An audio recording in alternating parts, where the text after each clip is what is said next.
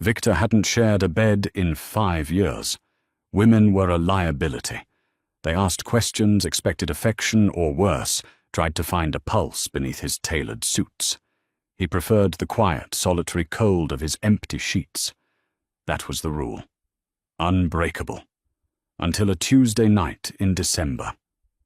He opened his bedroom door, shrugging off a leather holster, only to find a tangle of grey cotton and spilled brown hair on his mattress.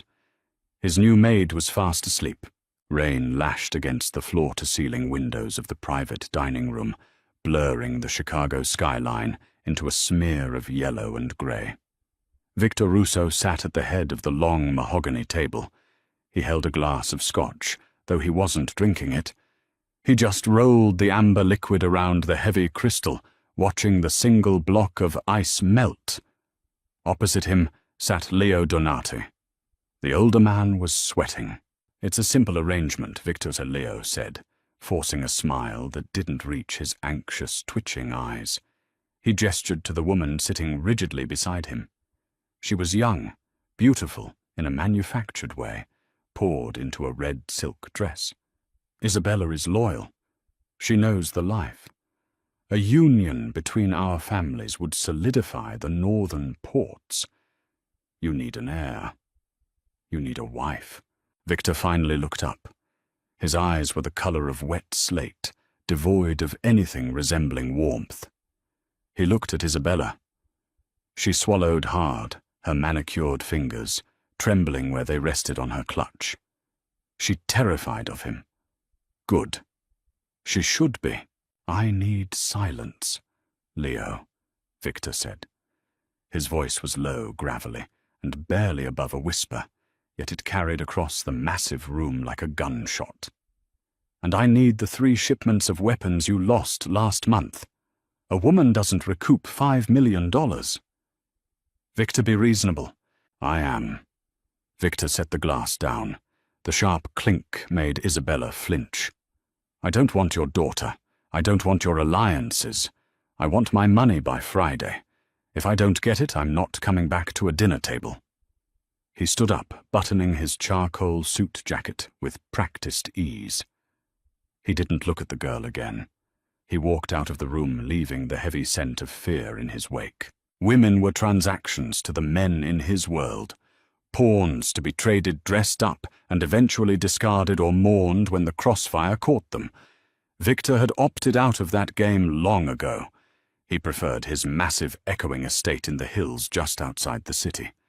It was heavily guarded, wrapped in electric fencing and men with rifles, but inside it was entirely empty. Just the way he liked it. 30 miles away, Chloe Bennett was staring at a piece of paper that made her stomach turn over. It was a hospital bill. The numbers at the bottom were printed in bold black ink, but to Chloe they looked like a death sentence. $52,000. Tommy's kidney was failing faster than the doctors had predicted. Dialysis was eating up every cent she made, and her brother was fading into a bruised, exhausted ghost of the 15-year-old boy he used to be. Chloe folded the bill, her knuckles white, and shoved it into her coat pocket.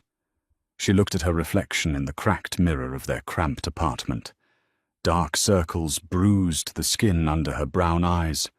Her skin was pale, her hair tied back in a messy, practical knot. She looked tired. She was 24, but she felt 50. She grabbed her keys. She didn't have time to be tired. An hour later, she was standing in the massive marble-floored foyer of the Russo estate, wearing a stiff grey uniform that smelled vaguely of industrial bleach. The head housekeeper, Mrs. Gable, was a stern woman, with a face like a carved wooden mask. She paced in front of the line of 5 maids. "You do not speak unless spoken to."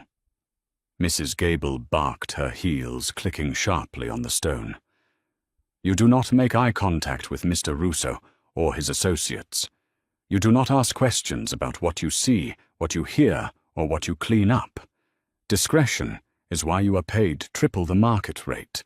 Break that rule, and you won't just lose your job. She let the threat hang in the cold air. Chloe stared straight ahead. She didn't care if Victor Russo was running a cartel, a cult, or a political campaign. She just needed the paycheck. "Bennett!" Mrs. Gable snapped. "Yes, Ma'am." "You're on the East Wing today. Dusting, vacuuming, changing linens. Move." The East Wing was Victor's private sanctuary. The other maids shot Chloe looks of mingled pity and relief. The boss was notoriously particular.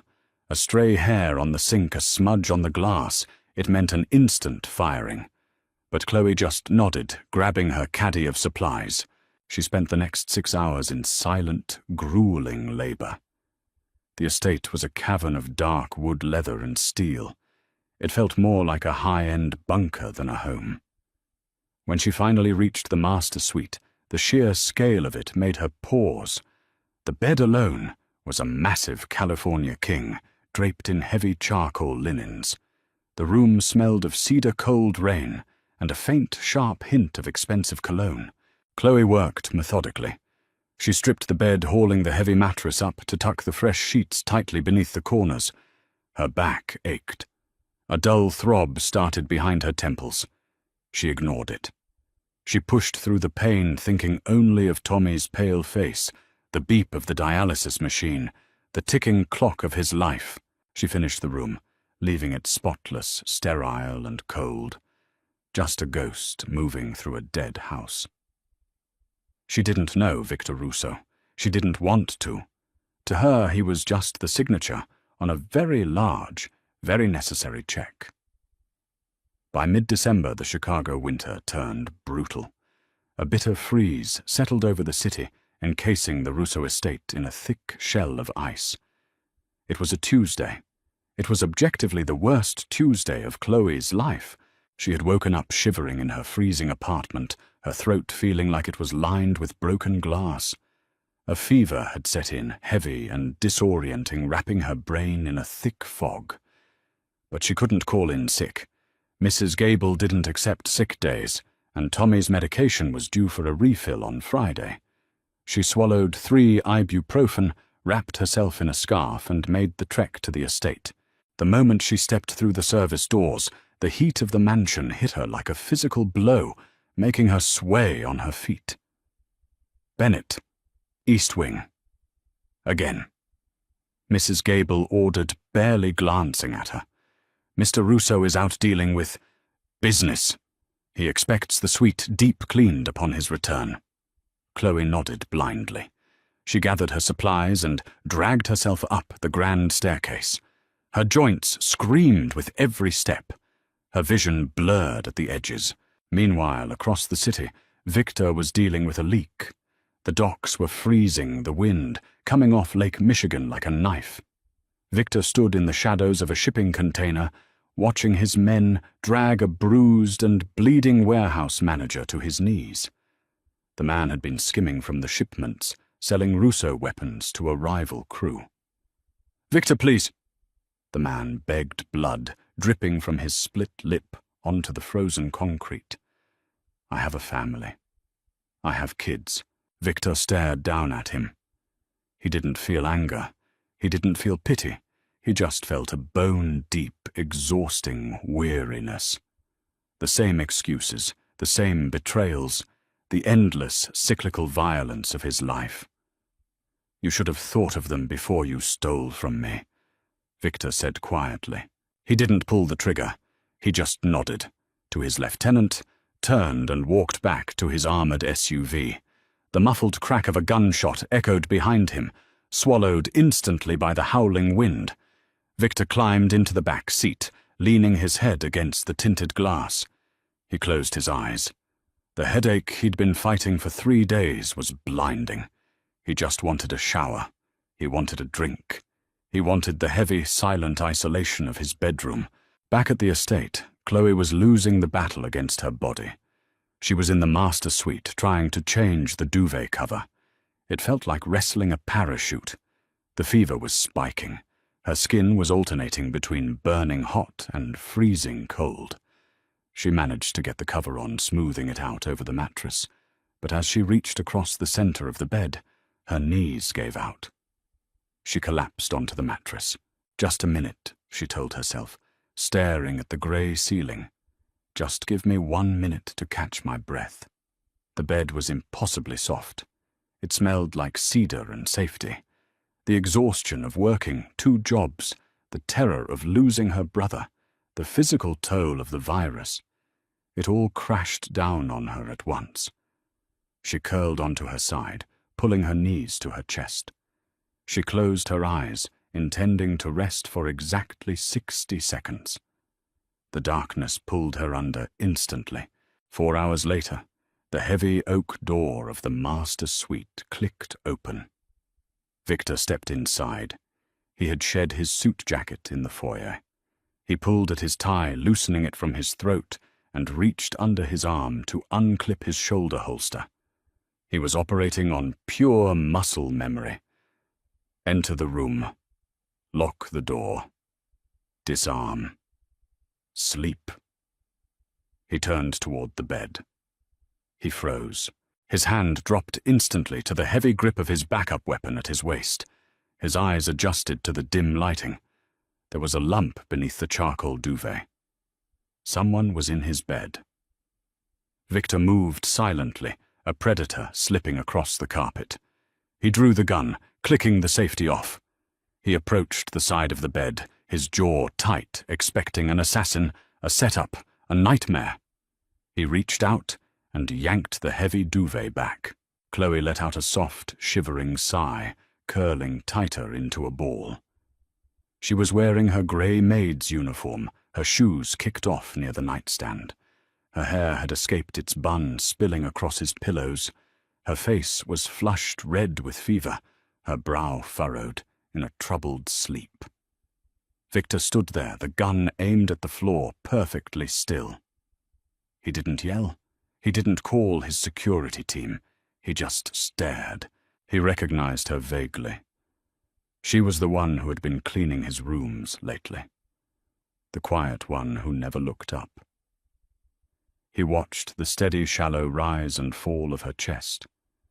She looked fragile. She looked completely, utterly defeated. A rational man would have woken her up. A ruthless boss would have dragged her out by her hair and thrown her into the snow for trespassing in his sanctuary. But Victor was too tired for violence, and the utter stillness of the room had shifted. It didn't feel like a vault anymore. It felt occupied. He slowly engaged the safety of his gun and set it on the nightstand. He looked at the door. He looked back at the girl. He walked around to the opposite side of the massive bed. He didn't take off his clothes. He just sat on the edge, toeing off his leather shoes. Then, moving deliberately, he lay down on his back on the far side of the mattress, leaving 3 feet of empty space between them. He stared at the ceiling, listening to the soft, rhythmic sound of her breathing over the howl of the winter storm outside. For the first time in 5 years, Victor Russo closed his eyes and actually slept. Chloe woke up slowly, floating up from the heavy depths of a fever dream. Her body felt incredibly warm. For a second she thought she was back in her childhood bed, safe and oblivious. But then her senses began to boot up. The mattress beneath her was too firm, too expensive. The sheets were heavy cotton, not her cheap polyester blends, and the smell wood smoke, cedar, and gunpowder. Her eyes snapped open. She was staring at a dark grey wall. Panic, cold and sharp, flooded her veins. She remembered the fever, the duvet, lying down for just 1 second. Oh God, oh my God. She scrambled backward, tangling her legs in the thick blanket, trying to get out of the bed. Her heel hit something solid, something warm. Chloe froze. The blood drained from her face. She turned her head inch by agonizing inch. Lying next to her, propped up on one elbow, was Victor Russo. He was fully dressed in a wrinkled button-down shirt, his dark hair messy. He wasn't asleep. He was wide awake, watching her with a calm, unreadable expression. His eyes, sharp and grey, tracked her panic. Chloe stopped breathing. She was dead. She was actually going to die here, shot in the head, for sleeping in the Mafia boss's bed.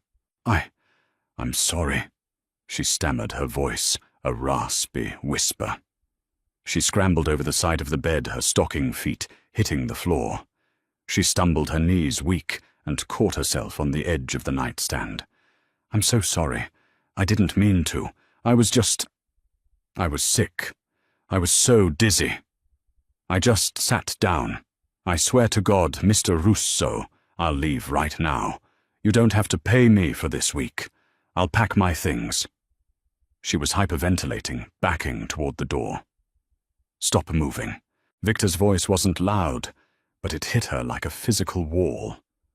Chloe froze in her tracks. He sat up slowly, rolling his shoulders. He didn't look angry. He looked entirely indifferent, which somehow made it worse. He swung his legs over the side of the bed and looked down at her small, trembling frame. You have a fever, he stated. It wasn't a question. Yes, but I'm fine. I'm leaving. You were shaking half the night, Victor continued, his tone conversational, as if they were discussing the weather. You kept pulling the duvet. You drool, by the way. Chloe's face flushed a violent crimson. What? You drool? Victor stood up. He was a massive man, easily over 6 feet, broad-shouldered and imposing. The sheer presence of him in the room sucked all the oxygen out of the air. He walked over to a small wet bar in the corner of the room, picked up a glass, and poured some water from a pitcher. He walked back and held the glass out to her. Chloe just stared at it. Was it poisoned? Was this a trick? Take the water, Bennett. I'm not going to shoot you for taking a nap. Her hand trembled as she reached out and took the cold glass. Her fingers brushed his, and she flinched, but his skin was warm, his grip steady. She drank the water entirely because her throat felt like sandpaper, half expecting to drop dead on the carpet. Why didn't you wake me up? She asked softly, the question slipping out before her common sense could stop it. Why didn't you have me thrown out? Victor looked at her, really looked at her.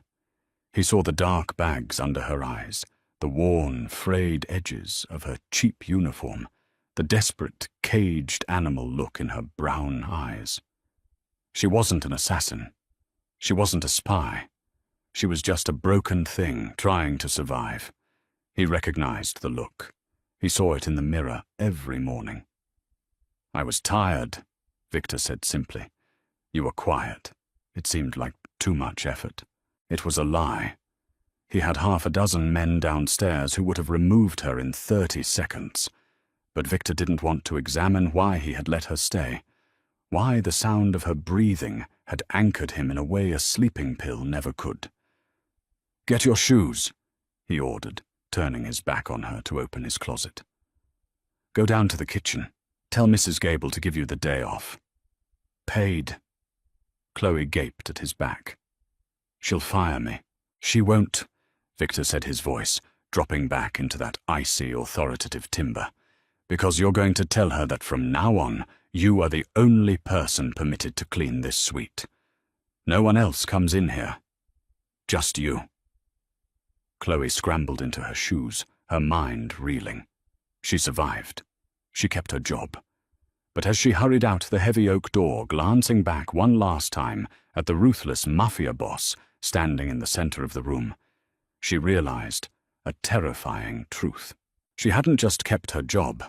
She had just become something Victor Russo noticed, and in his world that was infinitely more dangerous than being fired.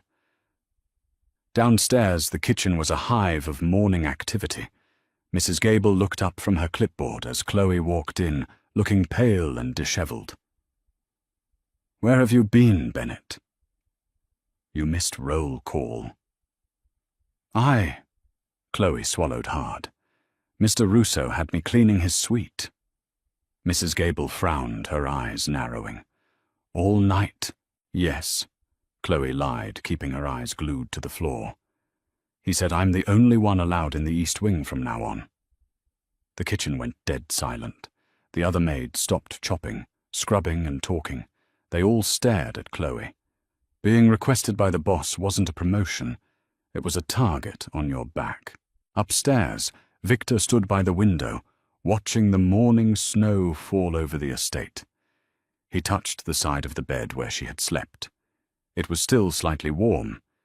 He didn't know the girl's story, but for the first time in half a decade, Victor Russo found himself curious. And a curious monster is a very dangerous thing to be around. The isolation was immediate and absolute. Within 24 hours of Victor's order, Chloe became a pariah among the estate staff. Mrs. Gable didn't speak to her unless strictly necessary, and when she did, her words were clipped and laced with a cold, simmering suspicion. The other maids stopped talking when Chloe entered the break room. They gave her a wide berth in the hallways, their eyes darting to her face, searching for a bruised lip, a new necklace, or the smug entitlement of a boss's new mistress. They saw none of those things. Chloe just kept her head down, pushed her cart, and walked up the grand staircase to the East Wing. The master suite had become her entire world. She learned the geography of Victor Russo's life through the things he left behind. Most days the room was immaculate, but slowly the sterile perfection began to crack. One Tuesday, she found a heavy crystal tumbler on the nightstand, half full of amber liquid smelling sharply of peat and smoke. She washed it and put it away.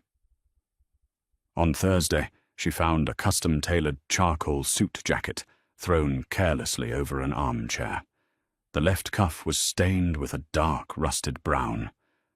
Blood. Chloe stood holding the jacket for a long time. Her heart did a slow, heavy thump against her ribs. She didn't call Mrs. Gable. She didn't run. She walked into the massive ensuite bathroom, retrieved a bottle of hydrogen peroxide from her cleaning caddy, and spent 20 minutes methodically dabbing the stain until the fabric was spotless. She hung the jacket back in his closet.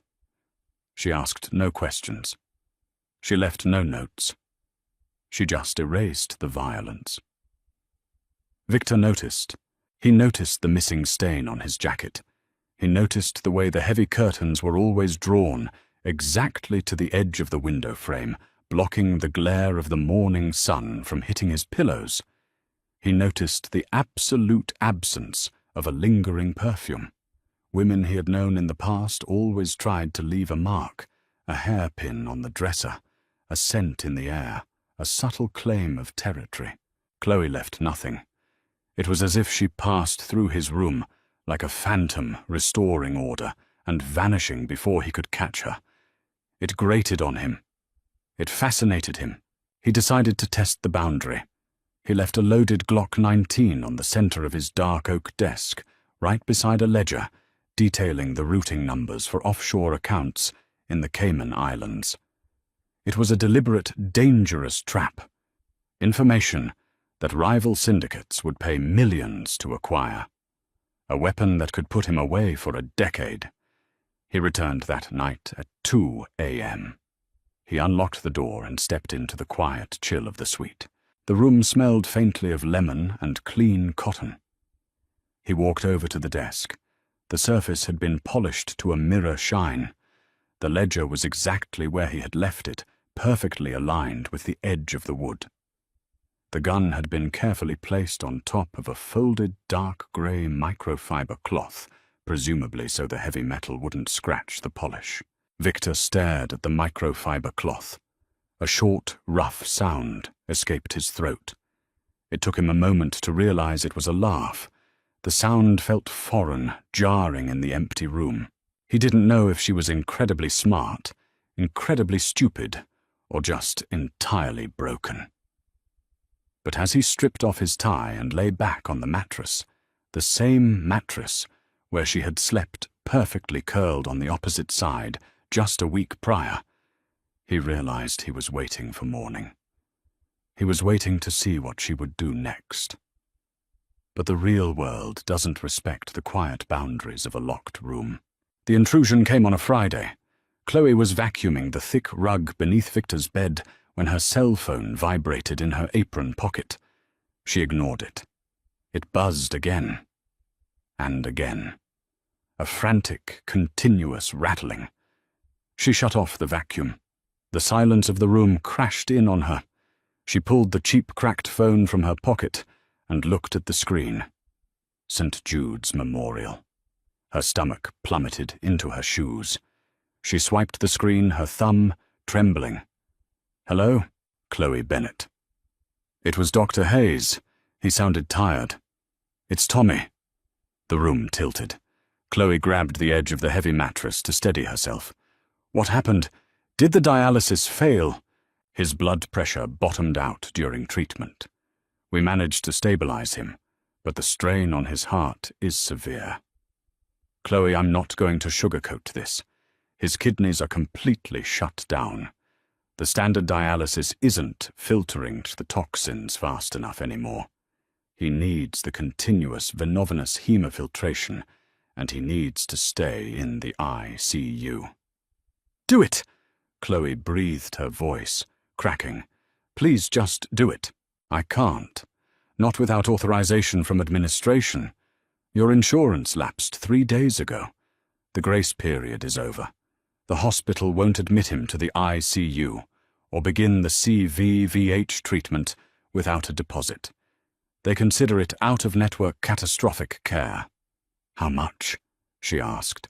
She already knew the answer would ruin her, but she had to hear the number. $60,000, Chloe, by tonight. Or I have to discharge him to a palliative care facility.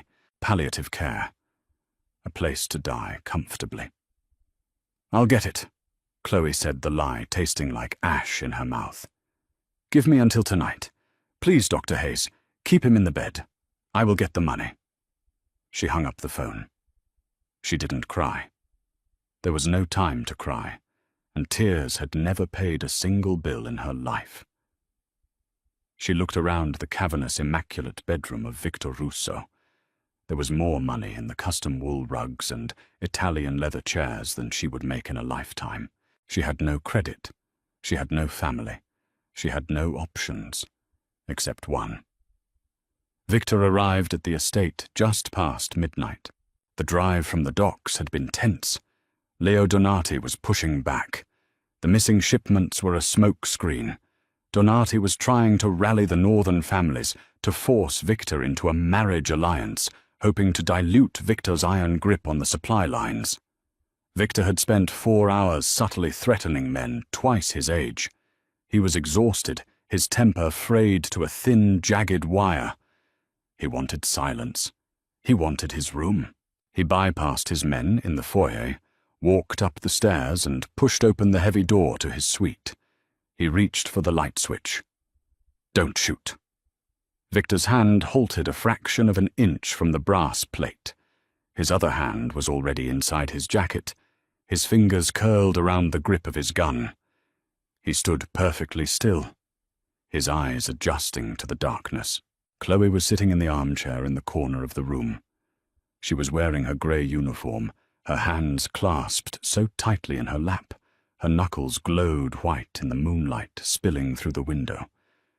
Victor slowly withdrew his hand from his jacket. He flipped the light switch. The sudden glare made her wince. "You're in my chair, Bennett," he said. His voice was flat, devoid of surprise, but there was a dangerous, quiet edge to it. "I know. I'm sorry." She didn't stand up. Her legs were shaking too badly. Victor walked to the wet bar.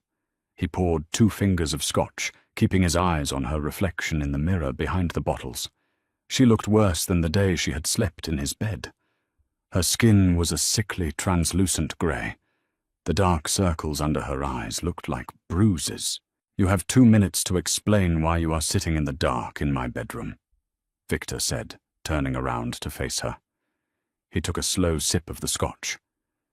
"Before I call my men to drag you out." "I need money," Chloe said. The words tumbled out of her mouth, blunt and desperate. Victor stared at her. A heavy, suffocating silence descended on the room. He didn't laugh. He just looked at her with a profound, terrifying emptiness. "You broke into a Mafia boss's private quarters," Victor said softly, pacing slowly toward her, "to ask for a loan." "Not a loan," Chloe said, her voice shaking but her chin lifting slightly. "An advance, or a trade, or whatever you want to call it. I need $60,000. Victor stopped a few feet from the chair. He looked down at her. "Do you have a gambling problem? Bennett, drugs? A boyfriend who owes the wrong people?" "My brother," she said, the crack in her voice betraying the steel she was trying to project. "He's 15. His kidneys are failing. He's at St. Jude's. The insurance cut off. And if I don't pay the hospital $60,000 by tomorrow morning, they are going to move him to hospice to die." Victor analyzed her face. He was an expert at reading lies. He searched for the micro-expressions of deception, the twitch of an eye, the forced swallow, the defensive posture. He found nothing, just raw, bleeding terror. He turned away from her, walking to his desk. He set his glass down on a coaster. "I am not a bank," Victor said to the wall. "I am not a charity. I am the man who controls the underground economy of this city. People who owe me money usually end up at the bottom of the lake. Why would you come to me?" "Because you didn't wake me up," Chloe whispered. Victor stiffened. "When I was sick," she continued, her voice trembling. "You could have thrown me out. You could have fired me. You didn't. You gave me a glass of water. It's the only kind thing anyone has done for me in 5 years. I don't have anyone else to ask." Victor turned around. He leaned against the heavy oak desk, crossing his arms. He looked at this tiny, fragile woman in her cheap uniform. She was nothing, a speck of dust in his violent world. He should write her a check, fire her, and be done with it. But Victor Russo didn't let go of things that intrigued him. $60,000 is a significant debt, Victor said quietly. "If I pay this, you don't work for Mrs. Gable anymore. You work for me. Directly. And not just cleaning." Chloe's breath hitched. Her mind raced to the darkest corners of what that meant. "I won't. I'm not a... I don't want your body." Victor snapped a flash of irritation, breaking his cold veneer. "I have no interest in buying a woman. What I want is your time, your absolute loyalty. You will move into the staff quarters permanently. You will not leave this estate without my permission. You will be on call 24 hours a day for whatever I need done in this house. You will disappear from the outside world." He was offering her a cage, a gilded, secure cage. "For how long?" she asked. "Until the debt is paid," Victor replied. "At your current salary, minus living expenses, we'll call it 5 years. 5 years of her life, signed away to a monster in a tailored suit." But in her mind, she saw Tommy's pale face. She heard the steady beep of the heart monitor. "Do we have a deal?" Victor asked, his grey eyes boring into hers. Chloe stood up. Her legs finally held her. "Write the check." Victor pulled a heavy checkbook from his desk drawer. He wrote the numbers with sharp, aggressive strokes of his pen. He tore the check free and held it out. Chloe walked across the room. She reached for the paper. As her fingers clamped onto it, Victor didn't let go immediately. He held the tension, forcing her to look up at him. "You belong to me now, Bennett," he said softly, the weight of the reality settling over them both. "Do not ever lie to me. Do not ever betray me. Because the next time you wake up in my bed, I won't be handing you a glass of water." He let go of the check. Chloe clutched it to her chest, nodded once, and backed out of the room, fleeing into the dark hallway. Victor watched the door close. He picked up his scotch, downed it in one swallow, and welcomed the burn. 2 weeks passed. Tommy received the treatment. He stabilized. Chloe was allowed a 1-hour phone call with him every Sunday evening, monitored by one of Victor's security men standing outside the door of her new room in the staff wing. She had traded her freedom for her brother's life. She didn't regret it for a second. Her duties expanded. She was no longer just the maid for the East Wing. She managed Victor's personal schedule within the house, organized his meals with the private chef, and ensured his suits were pressed and ready. She became a silent, efficient shadow, anticipating his needs before he even articulated them. She learned that he drank his coffee black, that he read historical biographies at 3 a.m. when he couldn't sleep, and that he hated the smell of lavender. They barely spoke. They communicated through a dance of avoidance and quiet efficiency, until the first week of February. A blizzard had buried the estate under 3 feet of snow. The security perimeter was blinded by the whiteout. Chloe was in the kitchen at 1 a.m. boiling water for tea, enjoying the rare silence of the sleeping house. The heavy back door leading to the garage slammed open. A blast of freezing air and snow tore through the kitchen, scattering loose papers and knocking a plastic cup off the counter. Chloe dropped her mug. It shattered on the tile. Victor stood in the doorway. He was alone. He was heavily leaning against the doorframe, his breath coming in ragged, shallow gasps. His black overcoat was soaked, but not entirely from the snow. A dark, heavy liquid was dripping from his left sleeve, pooling onto the pristine white marble of the kitchen floor. Chloe froze. The air in her lungs vanished. Victor took a step forward, staggered and collapsed against the kitchen island. He gripped the granite countertop. His knuckles white, his head hanging down. "Mr. Russo!" Chloe gasped, rushing forward. "Don't call Dr. Evans!" Victor gritted out through clenched teeth. His face was the color of ash. Sweat beaded on his forehead, despite the freezing cold radiating off his clothes. "Evans is on Donati's payroll, I think. You need a hospital. You're bleeding."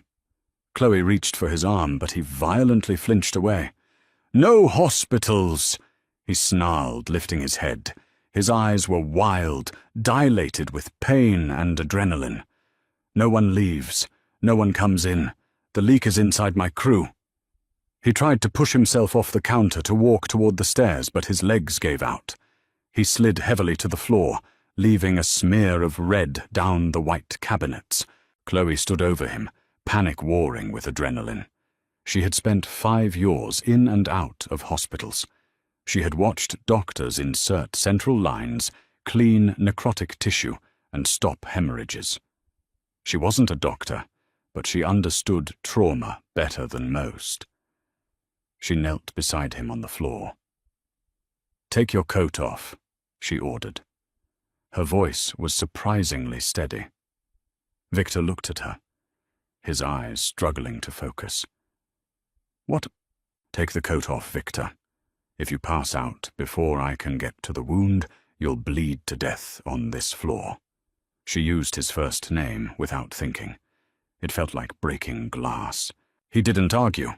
He gritted his teeth and let her help him peel the heavy sodden wool coat off his shoulders. The smell of copper hit the air thick and metallic. Beneath the coat, his white dress shirt was ruined. A deep, jagged slash ran across his left bicep, slicing cleanly through the fabric and deep into the muscle. It wasn't a bullet wound, it was a knife. A close-quarters fight. "I need towels, boiling water, and the first aid kit from your bathroom," she said, talking to herself as much as to him. Third drawer, left side. Victor mumbled, his head thumping back against the lower cabinets. Chloe ran. She sprinted up the stairs, ignoring the burning in her lungs, grabbed the massive medical kit Victor kept in his master bath, and raced back down. When she returned, Victor's eyes were closed. His breathing was dangerously shallow. "Hey!" she snapped, dropping to her knees and slapping his cheek lightly. "Look at me. Keep your eyes open." His eyes fluttered open. The slate grey was clouded with pain. Chloe ripped the sleeve of his shirt open, exposing the wound. It was ugly, deep and jagged, but it hadn't hit the main artery, or he would already be dead. She poured iodine directly onto the laceration. Victor let out a guttural roar, his body arching off the floor. His right hand snapped out, wrapping around Chloe's throat in a blindingly fast, instinctive reaction of self-defense. His grip was like a vice, cutting off her air instantly. Chloe didn't scream. She didn't fight him. She placed her small, warm hands over his massive, blood-stained fist, holding her throat. She looked directly into his eyes, refusing to break contact. "It's just me," she whispered hoarsely, her voice barely squeezing through her restricted windpipe. "It's just me. Let go." Victor stared at her. The violence slowly drained from his eyes, replaced by a dawning horror at what he was doing. His hand jerked away from her throat as if her skin burned him. "I'm sorry," he rasped, his chest heaving. "I'm sorry." "I know," she said quietly, rubbing her neck. She picked up a heavy gauze pad and pressed it violently against the wound. "Hold this. Don't let up the pressure."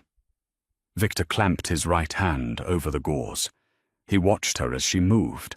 Her hands were completely steady. She wasn't crying. She wasn't panicking. She was terrifyingly calm, bathed in his blood on a kitchen floor at 2 a.m. "You need stitches," she said, threading a curved surgical needle with rapid precision. "I've watched the nurses do this on Tommy's port lines. It's going to hurt. A lot." "Do it," Victor said. She leaned in close. He could feel the warmth of her breath against his cold skin. He could smell the faint scent of lemon soap on her hands, mixed with the harsh chemical burn of iodine and blood. Every time she pushed the needle through his skin, his muscles jumped, but he didn't make a sound. He just watched her face, the intense concentration furrowing her brow, the slight purse of her lips. For a man who had spent his entire life avoiding trust, placing his survival entirely in the hands of a maid he had bought 2 weeks ago, felt entirely unnatural. Yet as she tied off the final stitch and sat back on her heels, swiping a streak of his blood off her own forehead, Victor realized something undeniable. He didn't want anyone else in the room. He didn't want his guards. He didn't want a doctor. He only wanted her. The kitchen was spotless by dawn. Chloe had spent 2 hours on her hands and knees with bleach, a wire brush, and a bucket of scalding water scrubbing until the white marble gave up its secrets. When the morning staff arrived, they found nothing but the faint, sterile smell of chemicals. Victor was already in his office. He sat behind his massive desk, dressed in a fresh charcoal suit. He looked perfectly composed. No one looking at him would know a jagged 6-inch ravine was currently stitched into his left arm, throbbing with a dull, sickening heat. The heavy mahogany doors clicked open. Chloe stepped inside, carrying a silver tray with a single cup of black coffee. She didn't announce herself. She walked to the desk, set the tray down, and then, without a word, reached out and locked the office doors from the inside. Victor watched her, his grey eyes tracking every movement. "Take the jacket off," she said. Her tone wasn't a request. "I have a meeting with the capos in 20 minutes," Victor replied, though he didn't move to stop her as she walked around the desk. "Then you have 19 minutes to let me check for an infection." He sighed a short, clipped sound and shrugged off the jacket. He unbuttoned the cuffs of his shirt and let her pull the left sleeve up over his shoulder. The bruising had already set in, blooming into a violent mosaic of purple and black across his bicep. Chloe carefully peeled back the heavy gauze. The stitches held tight. No red streaks. No excessive heat. "It's clean," she murmured. She reached into her apron, pulled out a fresh tube of antibiotic ointment, and applied it with infuriating gentleness. Victor looked down at the top of her head. He could see the exhaustion in the slump of her shoulders. She was surviving on caffeine and sheer, stubborn willpower. "You didn't sleep," he stated. "Neither did you." She taped down a fresh square of gauze. "I don't like blood. I didn't want to close my eyes and see it on the floor again. In my line of work, you get used to it." Chloe paused, her hands resting on his arm for a fraction of a second longer than necessary. "I don't want to get used to it. If you get used to seeing blood, it means you've stopped caring whose it is." She pulled his sleeve back down and turned to grab the dirty bandages. "Wait," Victor said. He opened the top drawer of his desk. The heavy slide of the metal drawer echoed in the quiet room. He reached inside and pulled out a compact black piece of metal, a Smith & Wesson M&P shield. He placed it flat on the leather blotter between them. Chloe stared at it like it was a live rattlesnake. The leak last night wasn't just a low-level earner. Victor said, his voice dropping in volume, forcing her to lean in to hear him. "Donati bought someone close to me, someone on my personal detail. I don't know who it is yet, which means I don't trust anyone in this house." He pushed the gun across the desk until it bumped against the silver coffee tray. "Except you?" Chloe took a step back, shaking her head. "I don't know how to use that. I've never even held one. It has a safety on the trigger, not a switch. You point it, you pull it. The recoil will snap your wrists back if you don't lock your elbows, but at close range, it won't matter." Victor stood up. He walked around the desk, picked up the weapon, and held it out to her by the barrel. "Take it, Bennett.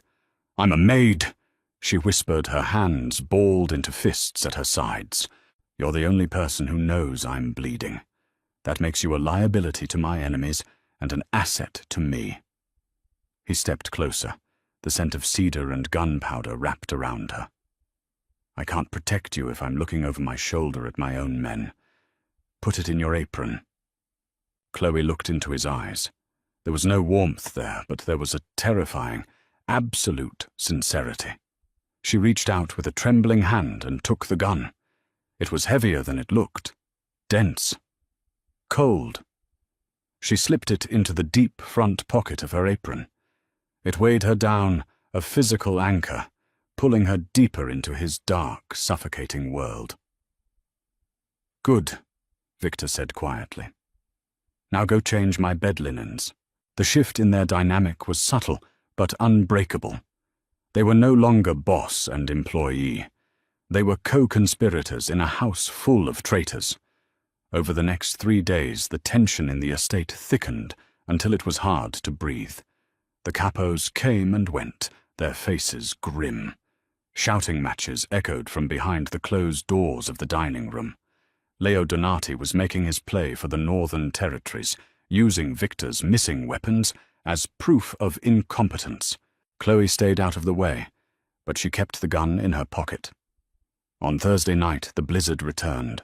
The wind battered the massive glass windows of the estate, howling like a dying animal. Chloe was in her room in the staff wing, sitting on her narrow twin bed, staring at a photograph of Tommy on her cracked phone. He looked better. The color was returning to his cheeks. The debt was worth it. She told herself that every hour. At 11:42 p.m. the power went out. The estate plunged into absolute pitch-black darkness. Chloe froze. She waited for the low hum of the massive backup generators to kick in. 5 seconds passed. 10. 20. Nothing. The house remained dead.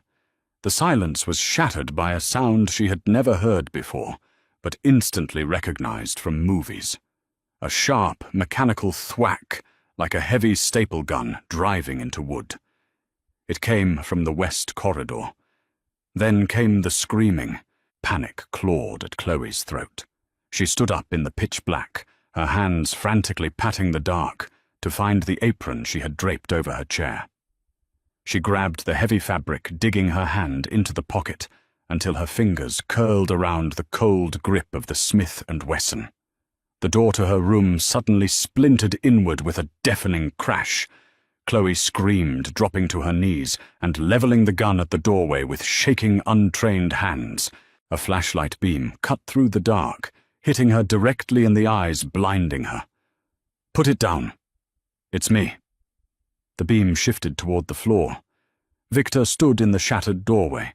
He was wearing black cargo pants and a dark, long-sleeve shirt, holding a customized rifle in his right hand.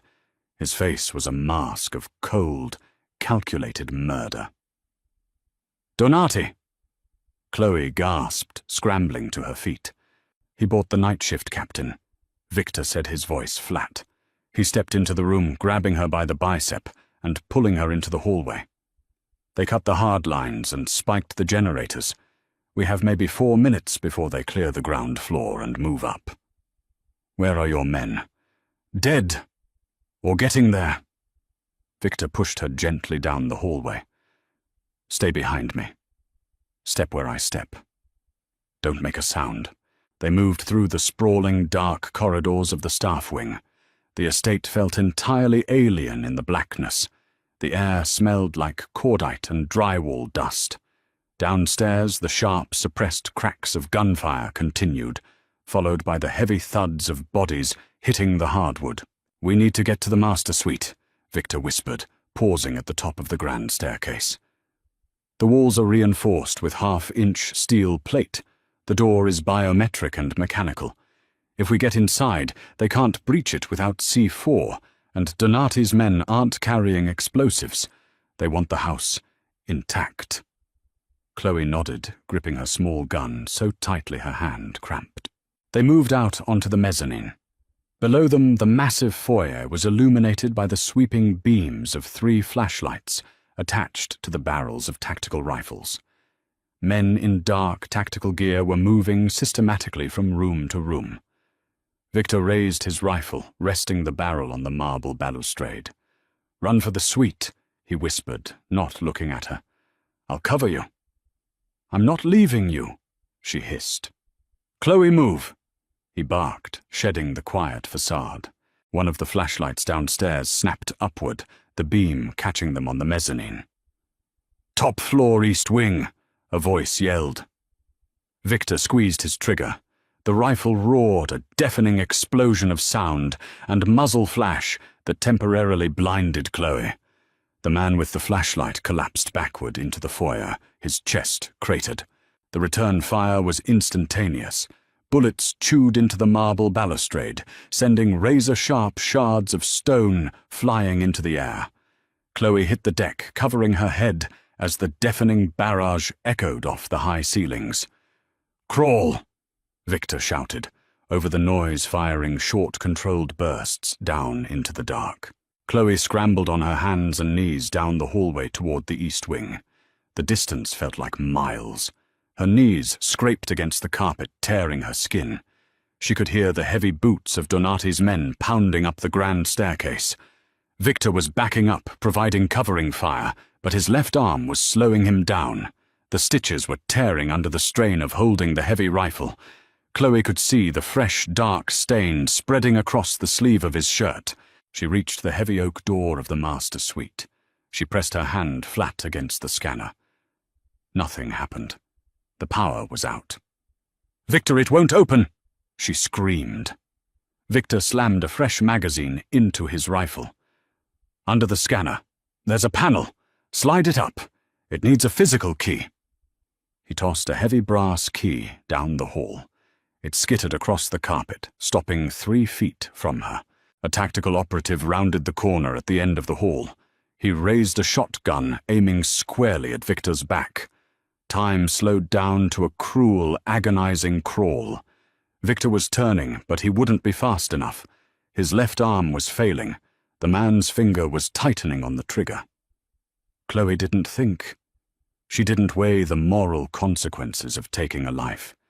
She just saw the man who had bought her brother's heartbeat, about to lose his own.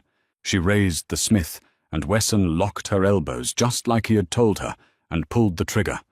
The recoil slammed her wrists back, sending a shockwave up her arms. The gunshot was deafening in the enclosed hallway. The operative lurched sideways, the shotgun blasting a hole into the ceiling as he collapsed against the wall, clutching a shattered collarbone. Victor didn't hesitate. He finished the man off with 2 rounds to the chest, grabbed the brass key from the floor, shoved it into the hidden panel, and wrenched the heavy door open. He grabbed Chloe by the collar of her shirt and hauled her inside, slamming the steel-reinforced door shut and throwing the 3 heavy deadbolts just as a hail of bullets impacted the wood on the other side. The door held. Inside the pitch-black suite, the silence was immediate and deafening, broken only by their ragged, desperate breathing. Chloe dropped the gun. It hit the carpet with a dull thud.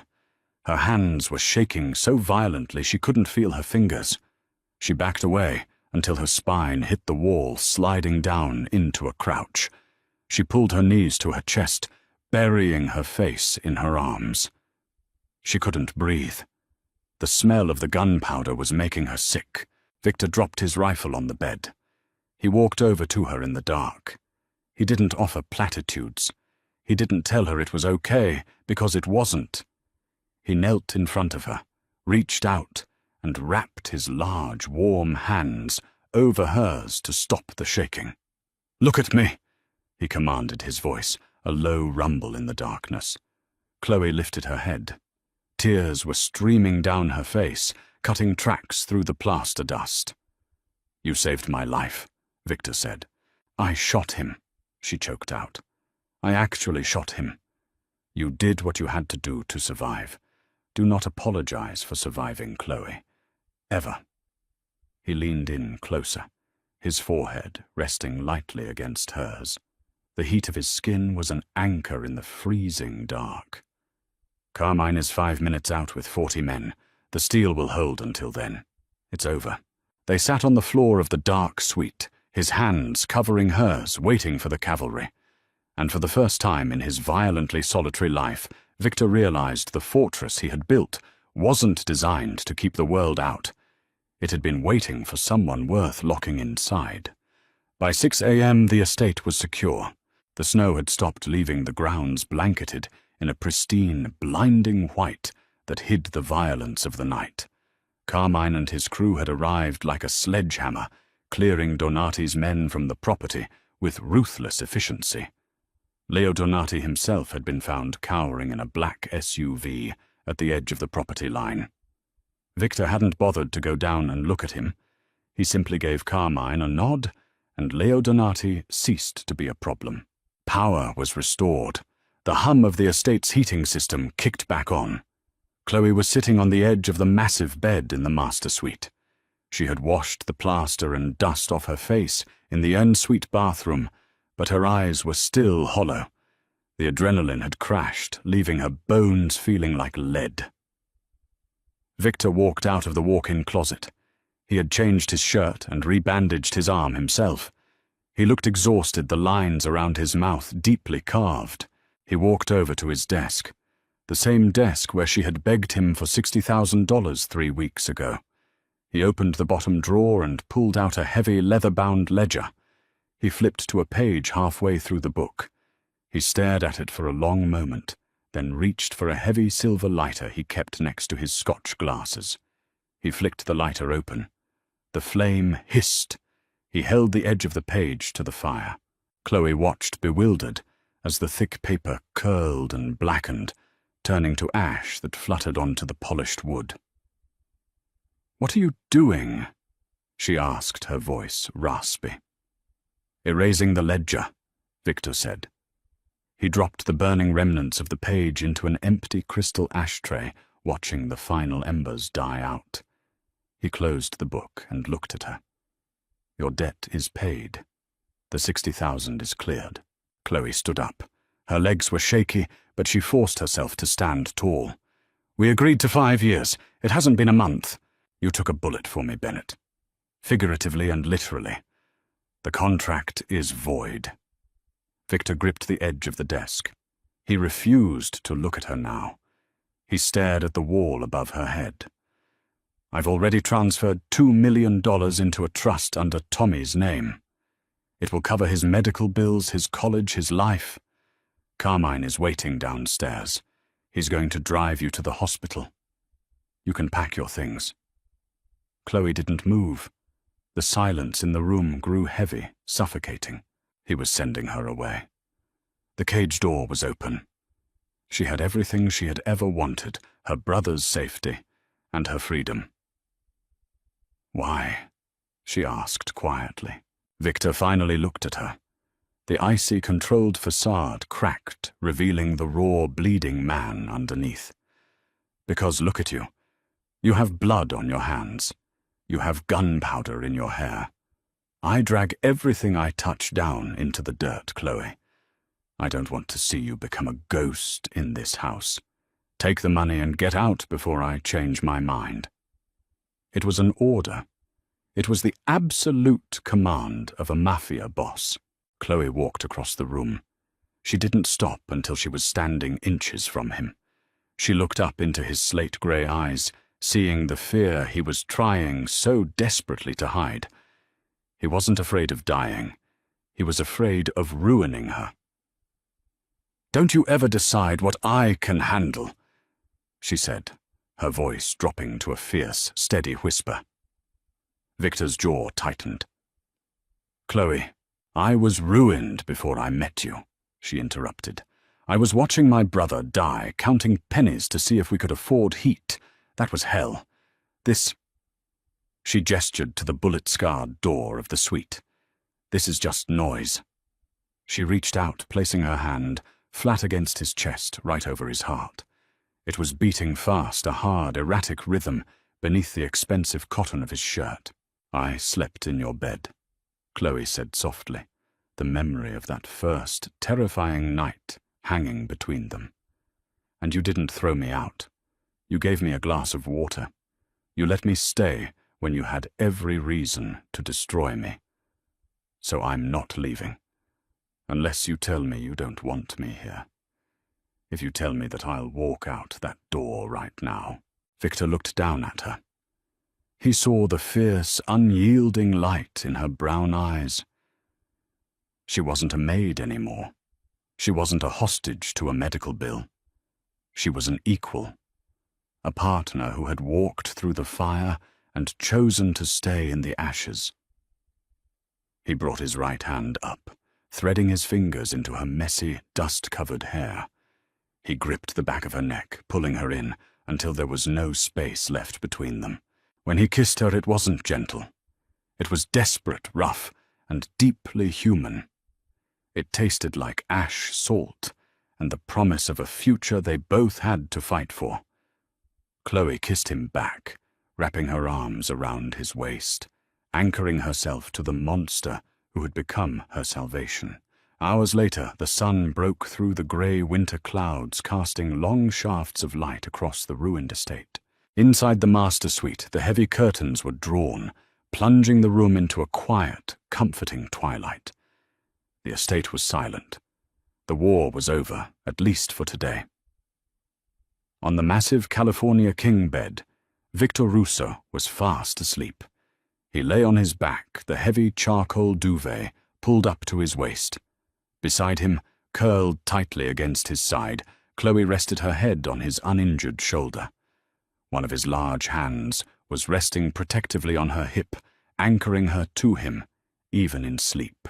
There was no empty space between them anymore. The fortress was finally a home. That brings us to the end of Victor and Chloe's intense, blood-stained journey from a terrifying accident to an unbreakable bond. Did you expect Chloe to pull the trigger when it mattered most? Or did Victor's ultimate sacrifice, play, catch you off guard? Let me know your favorite part of this gritty romance in the comments below. If this story kept you on the edge of your seat, do me a massive favor. Smash that like button, share this video with your fellow drama lovers, and hit subscribe so you never miss another deep, dark romance. See you in the next one.